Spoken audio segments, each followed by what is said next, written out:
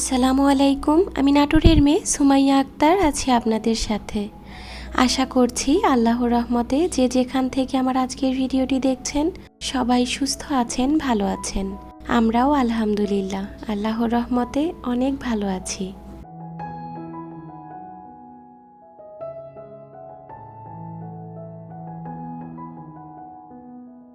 আমার আজকের ভিডিওর টাইটেল দেখেই হয়তো বুঝে গিয়েছেন আমার আগের একটি চ্যানেল ছিল, আর সেই চ্যানেলটি কেন আমি ডিলিট করতে বাধ্য হয়েছিলাম সেই বিষয়ে আপনাদেরকে জানানোর চেষ্টা করব।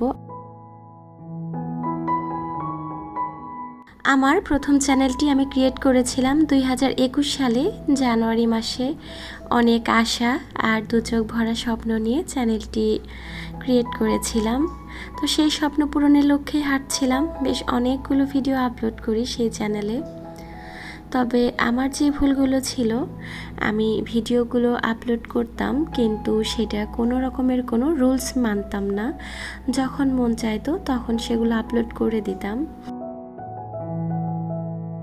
কোনো দিন দেখা গিয়েছে দুইটা ভিডিও একসঙ্গে আপলোড করেছি, সকালে একটি বিকেলে একটি। কখনো দেখা গিয়েছে 7-8 দিন চলে যাচ্ছে একদম ভিডিও আপলোড করিনি। ইউটিউবে কিন্তু আপনার রেগুলারিটিটা খুব গুরুত্বপূর্ণ। ইউটিউবের যে কমিউনিটি গাইডলাইন রয়েছে তার মধ্যে কিন্তু এটি একটি, মানে আপনি যদি 2 দিন পর পর ভিডিও আপলোড করে থাকেন সেই ধারাবাহিকতাটা বজায় রাখার চেষ্টা করবেন দীর্ঘটা সময় ধরে। একটা চ্যানেলের যদি রেগুলারিটি না থাকে তাহলে দেখবেন চ্যানেলটা যদি এক ধাপ এগিয়ে যায় পরবর্তীতে কিন্তু 10 ধাপ পিছিয়ে যাবে। এটা খুব স্বাভাবিক একটি ব্যাপার। আপনি খুব কষ্ট করেও হয়তো চ্যানেলটা গ্রো করাতে পারবেন না, খুব পরিশ্রম করবেন কিন্তু সফলতাটা কিন্তু খুব সহজে পেয়ে যাবেন এমন না। আসলে ইউটিউবিং কিন্তু সকলেই একটি স্বপ্ন নিয়ে শুরু করে, এটা সবচেয়ে সত্যি কথা। হয়তো স্বপ্নটা কেউ শখের বশে দেখছে, কেউ হয়তো প্রয়োজনীয়তার তাগিদে এখানে ভিডিও আপলোড করছে। এক একজনের বিষয়টা এক এক রকম। ইউটিউবে একটা সময় আমি প্রচুর পরিমাণে ভ্লগ ভিডিও দেখতাম, সেটা অনেক আগে। তখন আমার মেয়ে অনেক ছোট ছিল, তাকে স্কুলেও দেয়নি। ওর বয়স তখন 2-2.5 বছর বয়স ছিল। তো ওই সময়টা দেখা গিয়েছে সারাক্ষণ বাসাতেই থাকতাম, মেয়েকেও লেখাপড়া করাতে হবে এরকম কোনো চিন্তা ছিল না। তো মা আমি সারাক্ষণ বাসাতে থাকতাম, আর দেখা গিয়েছে অবসর সময়ে আমি বসে বসে ভ্লগ ভিডিও দেখতে খুব পছন্দ করতাম। তো দেখতে দেখতে একটা পর্যায়ে গিয়ে আমারও শখ, এটা ভেতরে একটা শখ জাগলো যে আমিও এরকম একটা চ্যানেল ক্রিয়েট করব, এরকমভাবে ভিডিও আপলোড করব। চ্যানেল একটা ক্রিয়েট করব করতে করতে বেশ অনেক কয়েকটা বছর চলে যায়, এটা আর করা হয় না। যাই হোক, শেষমেশ এসে একটি চ্যানেল আমি ক্রিয়েট করলাম, কিন্তু সেটাতেও আমার অনেক রকমের ভুল, কিছুতেই আমি চ্যানেলটা গ্রো করাতে পারছিলাম না। তো যাই হোক, লাস্টে গিয়ে আমি একটা পর্যায়ে গিয়ে ভাবলাম যে না, আমি আমার চ্যানেলটা ডিলিট করে দিব। এখন এসে যেটা মনে হয় যে তখন যদি একটু নিয়ম মেনে কাজগুলো করতাম, রেগুলার ভিডিও আপলোড করতাম। দেখা গিয়েছে অনেক সময় স্প্যামিং কমেন্ট আসে ভিডিওতে, অনেকেরই দেখবেন আসে। এটাতে কিন্তু আপনি যাকে কমেন্ট করেন তারও সমস্যা, আপনার চ্যানেলের জন্য সমস্যা। তো আমার চ্যানেলটাতে কেন জানি স্প্যামিং কমেন্টগুলো খুব বেশি আসতো আমার কাছে মনে হয়। আমি অনেক সময় আমার ভিডিওতে বলেছিলাম ওই সময়টাতে যে প্লিজ আপনারা কেউ এই ধরনের কমেন্ট করেন না। তারপরও অনেকে দেখা গিয়েছে নতুন এসেছে, বুঝতে পারছে না, অনবরত এই ধরনের কমেন্ট করেই যাচ্ছেন। স্প্যামিং কমেন্ট বলতে আমাকে আপনাকে সাপোর্ট করেছি, আপনি আমাকে সাপোর্ট করেন, এই ধরনের আর কি। আপনার দাওয়াত রইল, আপনার চ্যানেলে আমি এসেছি, ভিজিট করলাম, আপনি আমার চ্যানেলটি ভিজিট করেন। তো আপনাদের সকলের কাছে একটি রিকোয়েস্ট থাকবে, এই ধরনের কমেন্ট প্লিজ করবেন না, কারো ভিডিওতেই করবেন না। সেটা আমি শুধু যে আমার জন্য বলছি এমন না, এতে করে কিন্তু আপনার চ্যানেলের জন্য একটা সমস্যা।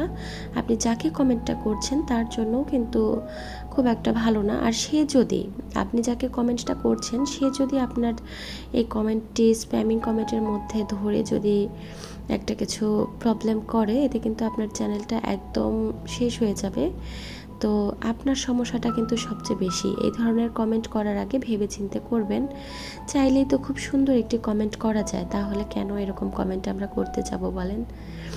যদি কেউ একজন মন থেকে ইউটিউবিং করতে চায় তাহলে দেখবেন সে কিন্তু আপনাকে এমনিতেই সাপোর্ট করবে, কারণ সে জানে এই স্বপ্নটা সকলেই পূরণ করতে চায়।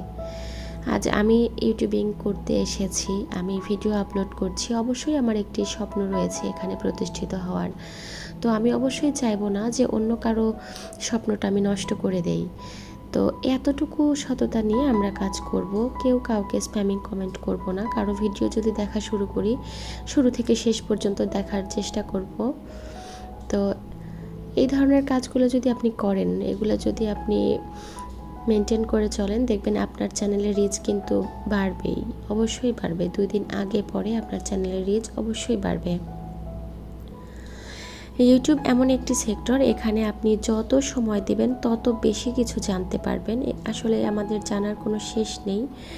তো এখানে যত সময় দিবে, যে যতটা বেশি সময় দিবে সে ততটাই এই বিষয়ে অভিজ্ঞ হবে, খুব স্বাভাবিক ব্যাপার।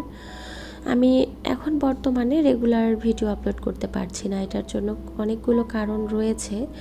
আমি যে ফোনটা দিয়ে ভিডিও আপলোড করি আমার সেই ফোনটাই নষ্ট হয়ে গিয়েছে। আপনার ভাইয়া তো বাসায় তেমন একটা থাকে না, ডিউটিতে অফিসে থাকে। ও যখন বাসায় থাকে ওর ফোনটা দিয়ে আমি আপাতত ভিডিওগুলো করি। তো এ কারণে দেখা গিয়েছে আমার রেগুলারিটি মেনটেন করাটা খুব বেশি কষ্টকর হয়ে যাচ্ছে, কারণ একজন ছেলে মানুষ কতক্ষণ আর বাসায় থাকে বুঝতেই পারছেন। তো বাসায় যতটুকু সময় থাকে ওইটুকু সময় ফোনটা আমি আমার মতো করে ইউজ করি। তো যতদিন ফোনটা আমি না নিচ্ছি ততদিন আমার ভিডিওটা রেগুলার হওয়াটা খুব টাফ হয়ে যাচ্ছে। তো আপনারা যারা নতুন তারা সবসময় চেষ্টা করবেন রেগুলারিটিটা বজায় রাখার। আমি বলবো স্প্যামিং কমেন্টগুলো না করার।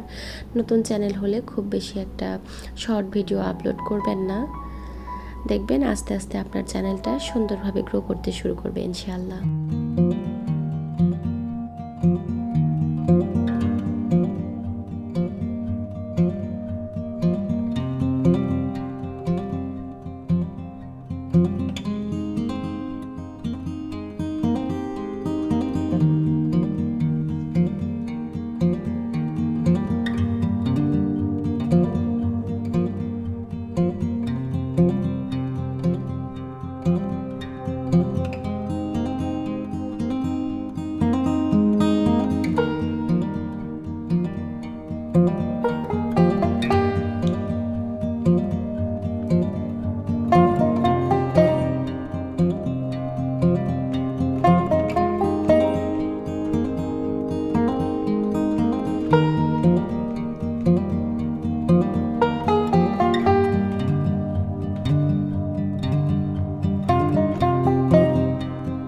আজ আপনাদের সঙ্গে অনেক কথা শেয়ার করেছি। তো আমার কথায় যদি কোনো রকমের ভুল ত্রুটি হয়ে থাকে প্লিজ সবাই ক্ষমা সুন্দর দৃষ্টিতে দেখবেন। আর এই কথাগুলো বলতে বলতে দুপুরে রান্না কিন্তু শেষ করেছি, বাসাটাও মোটামুটি একটু গুছিয়ে নিলাম। আজকে একটু বাইরে যাব। নওগাঁ জেলায় বৃক্ষ মেলা শুরু হয়েছে, তো বৃক্ষ মেলাতেই একটু এসেছি। আমার এই ভিডিওটা কিন্তু কয়েকদিন আগের। তো যারা নওগাঁতে থাকেন তারা তো এটা চেনেন, এটা আমার বাসা থেকে খুবই কাছে, একদম কাছে।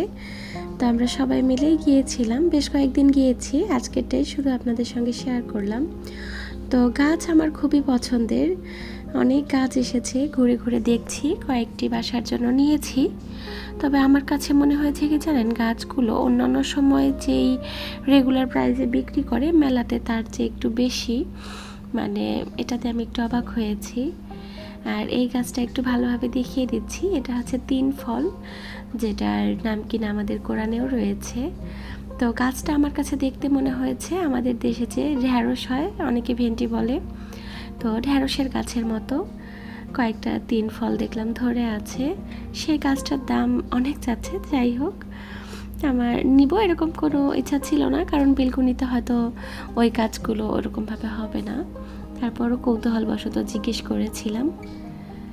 এইদিকে অনেক রকমের ফুলের গাছ, তো খুব ভালো লাগছিল, বাসার জন্য কয়েকটি নিয়েছি গাছ, সেটা আপনাদের সঙ্গে পরবর্তীতে হয়তো কোনো একটা ভিডিওতে শেয়ার করবো ইনশাআল্লাহ।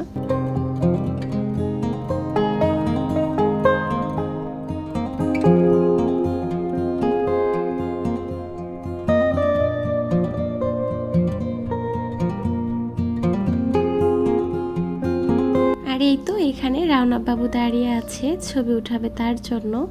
তো কিভাবে পোজ দিবে ভেবেই পাচ্ছে না, অনেকটা সময় ধরে কয়েকটা ছবি উঠানো হয়েছে আর কি।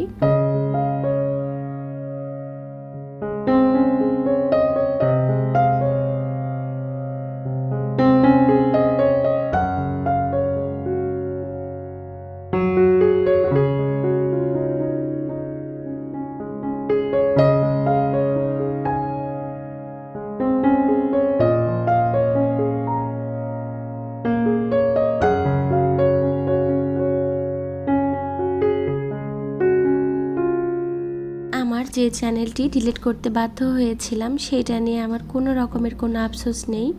আলহামদুলিল্লাহ, আল্লাহ তাআলা যা করে সেটা কোনো না কোনো কল্যাণের জন্যই করে থাকে। তো আমি শুধুমাত্র আপনাদের সঙ্গে শেয়ার করলাম যে কী ভুল আমার ছিল, সেটা তুলে ধরার চেষ্টা করেছি যাতে করে আমরা এই ভুলগুলো না করি।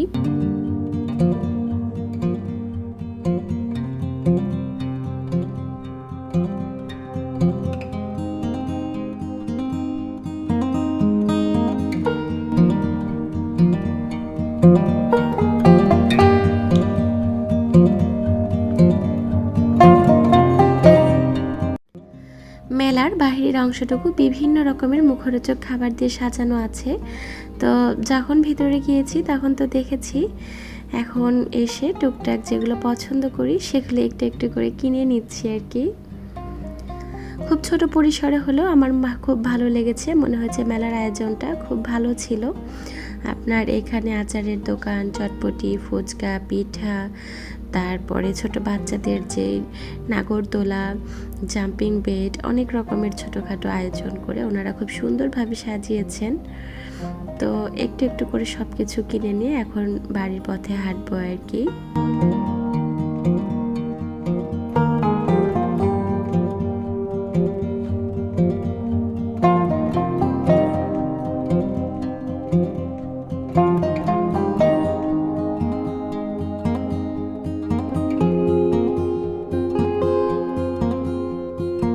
আমার আজকের ভিডিওটি কেমন লেগেছে প্লিজ কমেন্ট করে জানাতে ভুলবেন না। আমি কিন্তু আমার প্রিয় আপুদের কমেন্ট পেলে খুব খুশি হই, আমার অনেক ভালো লাগে। তো আজকের মতো এখানেই বিদায় নিচ্ছি, দেখা হবে নেক্সট কোনো এক ভিডিওতে ইনশাআল্লাহ। সে পর্যন্ত সবাই সুস্থ থাকবেন, ভালো থাকবেন, আর আমাদের জন্য অনেক বেশি দোয়া করবেন। আসসালামু আলাইকুম।